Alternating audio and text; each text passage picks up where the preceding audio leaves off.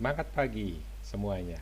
Hari ini kita akan mempraktekkan cara mengerjakan praktek ke-27 tentang tabel hasil penjualan alat-alat sekolah. Oke, langkah pertama adalah ketik dulu seluruh soalnya.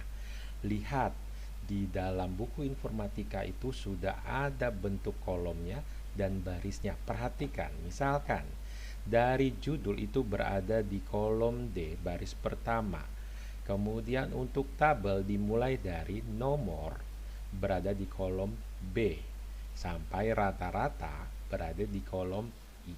Nah, kalau kalian sudah ketik semua teksnya, langkah yang kedua kita atur dari judulnya. Kita atur judul, kita gunakan merge ya sampai kolom I, kita blok dulu.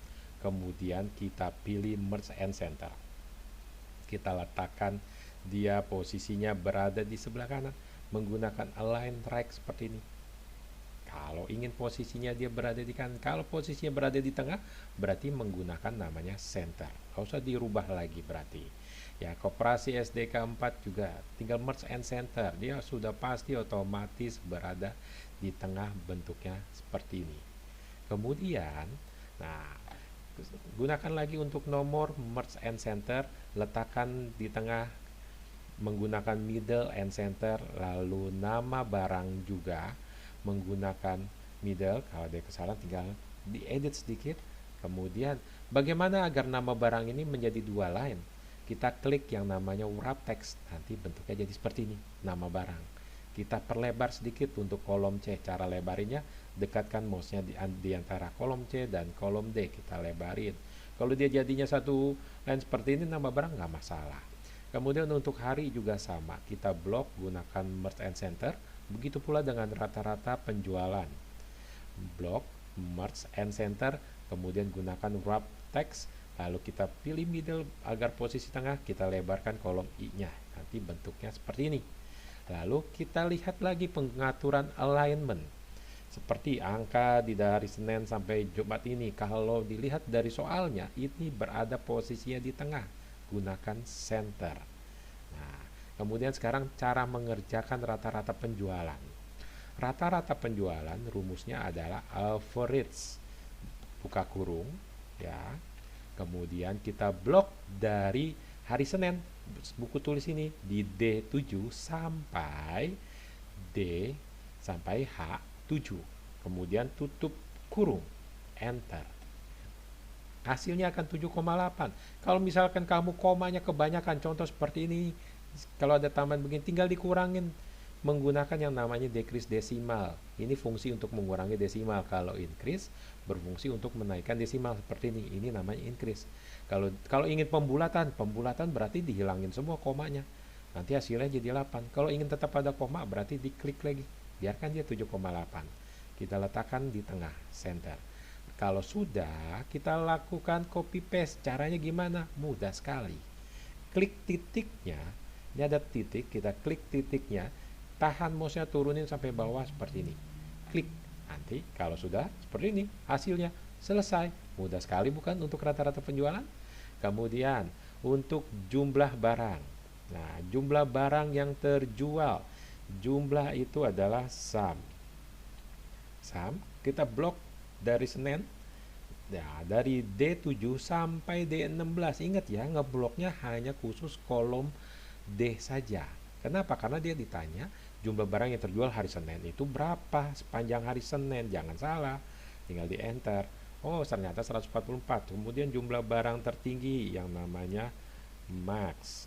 Nah, kita blok yang sama, D7 sampai D16, tutup kurung, enter. Kemudian lagi min untuk jumlah barang terendah, kita blok kembali. Wah, kalau tanda seperti ini berarti ada kesalahan mengetik pastinya. Kita tinggal cek aja. Oh, ternyata ngetiknya ini tutup kurung, harusnya buka kurung. Nah, tinggal di blok seperti ini. Kemudian tutup kurung yang terakhir, enter. Nah, kalau sudah bentuk seperti ini, mudah, tinggal ke sampingnya. Bagaimana mudahnya? Tinggal digeser aja begini. Nah, jadi yang pertama adalah di blok dulu, kemudian diklik titik ya, lalu lepas, selesai untuk semuanya ini. Nah, sekarang kita atur lagi jumlah barang terjual ini gunakan merge and center. Kenapa? Karena dia posisinya berada di tengah. Ya, merge and center dia penggabungan antara dua kolom. Ya, dia penggabungannya. Setelah itu kita atur menggunakan format cell untuk membuat tabel. Caranya gimana? Ada dua cara. Bisa kamu klik langsung dari sini, format number ini, atau kamu klik kanan di area dalamnya ya, jangan di luar karena berbeda antara area dalam dan luar. Kalau contoh ya, saya klik di luar ya. Nah, jadi begini kalau di luar, tapi kalau di dalam bentuknya begini. Nah, areanya yang diblok. Lalu format cell, kemudian kita atur yang namanya border. Ingat, dua jenis garis. Tebal, outline-nya, kemudian inside-nya tipis. Nah, mau pakai garis putus-putus juga nggak masalah. Yang penting dua jenis garis minimal.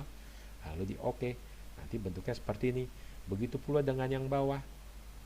Nah, ini juga tinggal di blok aja. Nah, kalau misalkan tanda-tanda penjualan juga perlu ya, tinggal kita pakaikan lagi aja, geser kembali begini. Jadi ada isinya juga dia. Lalu letakkan posisinya berada di tengah.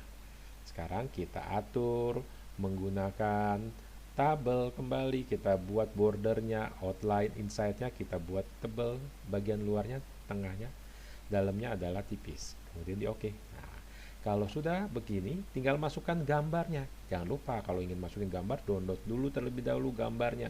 Kita masukin logonya.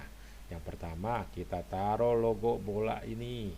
Kita blok, kita kecilkan. Setelah kita menggunakan insert picture, kita taruh di sini. Lalu yang kedua, logo penabur.